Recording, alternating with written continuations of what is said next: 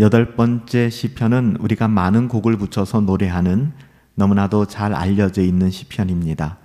다윗의 시고요. 인도자를 따라 깃딧에 맞춘 노래, 이렇게 표제어가 되어 있습니다. 시편 8편은 자연 만물에 나타난 하나님의 창조의 영광을 노래하는 아름다운 찬송시죠.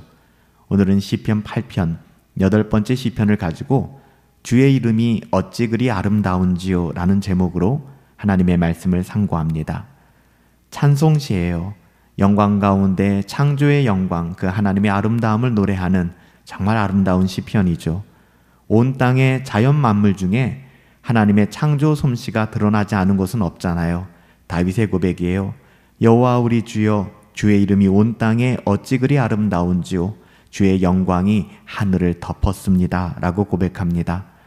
하나님께서는 다윗이 고백하는 그 아름다움, 이 자연을 바라보면서 경탄하거나 하나님의 창조의 영광에 놀라지도 않는 어리석은 사람들을 향하여 지식을 가졌고 세상의 권력은 가지고 있지만 정작 하나님께서 하신 일을 바라보지 못하고 하나님이 만드신 그 아름다움을 목도하지 못하는 그 어리석은 자들을 향하여 오히려 세상에선 무시당하지만 순진하고 모든 것을 바라보며 하나님의 경이로움을 바라보고 찬양하는 어린아이들의 그 입을 통하여 결국 그들은 부끄러움을 당하게 될 것이다, 잠잠하게 될 것이다 라고 말씀하고 있어요.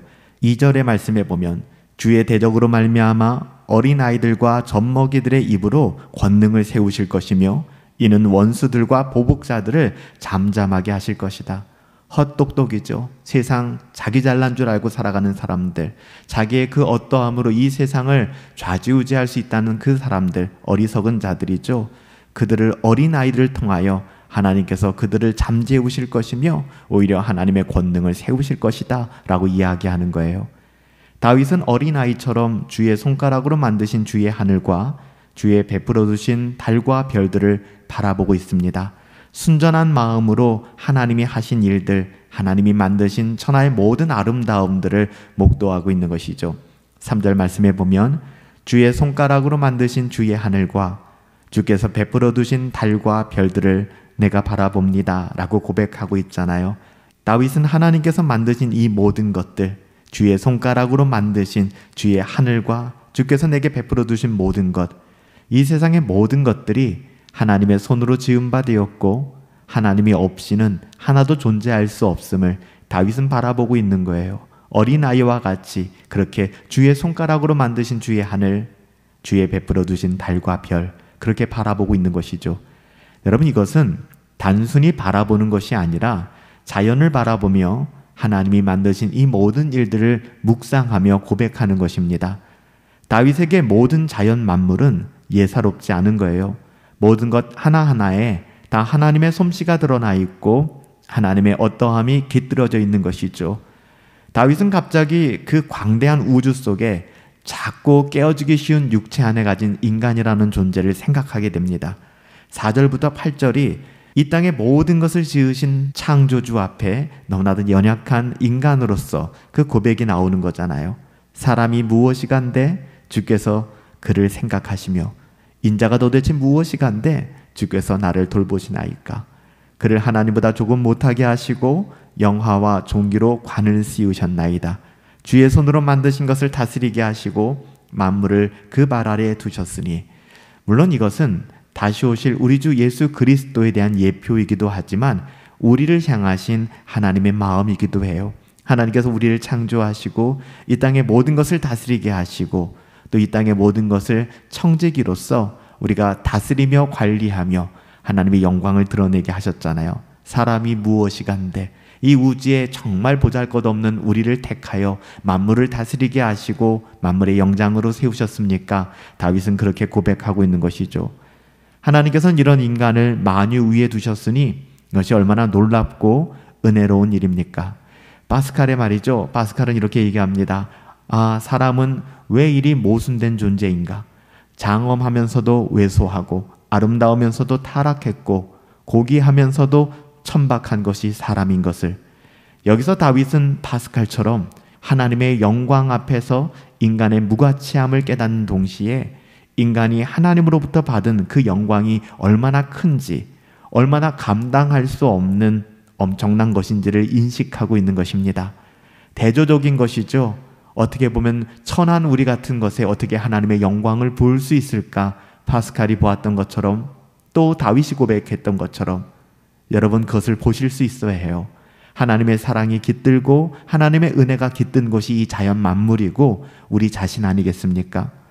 하나님께서 인간을 생각하셨고 인간을 찾아오셨습니다. 다윗은 여기서 인간의 몸을 입고 낮아지신 그리스도를 세상의 모든 것 위에 높이신 하나님의 은혜를 바라보며 예언하는 것이죠. 장차 오실 그리스도에 대한 예표이기도 합니다. 히브리서 2장 6절부터 8절 말씀에 보면 히브리서 기자는 오늘 이 시편 8편 말씀을 인용하여 그리스도를 증거하고 있어요. 그리스도와 함께 모든 믿는 자들을 세세토록 왕노릇하게 하실 영광을 바라보는 것이죠. 우리 눈에 언제나 자연스럽게 펼쳐지는 자연을 보고 다윗은 생각하고 묵상하면서 하나님의 은혜로운 섭리로 인하여 하나님을 찬양하고 있어요. 마지막 9절 말씀에 보면 여호와 우리 주여 주의 이름이 온 땅에 어찌 그리 아름다운지요. 거듭난 하나님의 자녀들에게는 자연 만물이 다 하나님의 창조의 영광을 선포하는 하나님의 영광스러운 피조물로 볼 수밖에 없어요. 그렇게 눈이 열리게 되어 있습니다.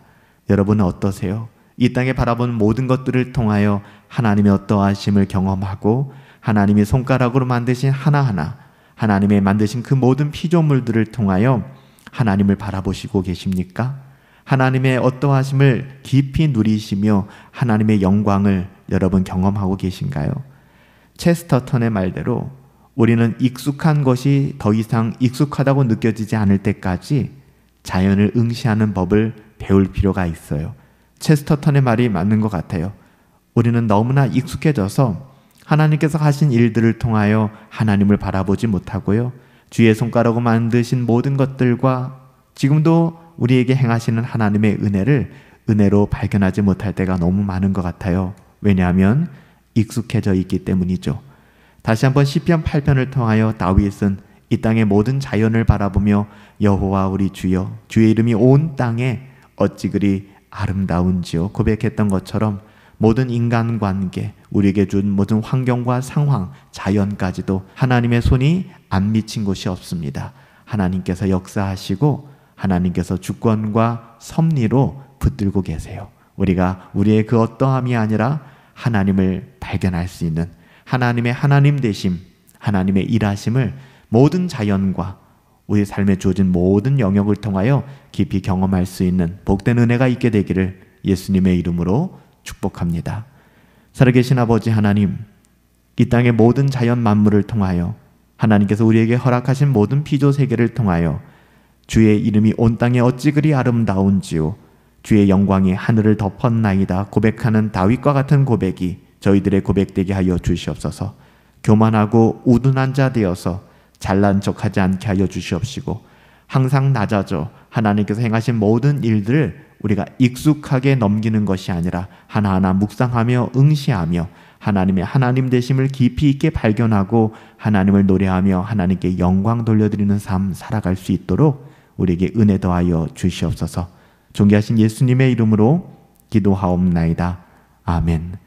돌아봐 우리에게 허락하신 삶, 나의 시간과 공간과 또한 나의 삶의 모든 자리, 여호와 우리 주여 주의 이름이 어찌 그리 아름다운지요 믿음으로 고백할 수 있는 저와 여러분들 되시기를 예수님의 이름으로 축복합니다.